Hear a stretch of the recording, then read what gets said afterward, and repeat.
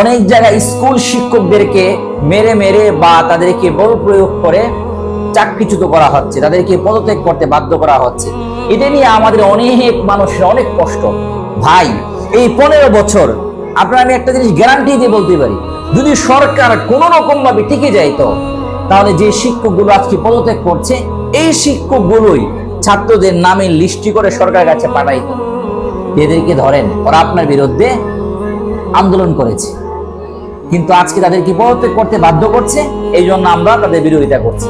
কিন্তু তার অপকর্ম আপনি জেনে দেখেন, সে 15 বছর কি করেছে। যোগ্যতা নাই, তারপরও জোর করে সে ওই জায়গায় বহাল। কেন? সে সরকারি দলের লোক, এমপির লোক, মন্ত্রীর লোক, অমুকের লোক, তমুকের লোক।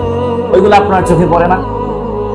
সে স্কুল শিক্ষক হয়, মাদ্রাসার শিক্ষক হোক, পাগড়িওয়ালা হোক, মুজরিওয়ালা হোক, অপরাধ করলে অপরাধ বিচার হতে হবে, এমন ভাবে বিচার করতে হবে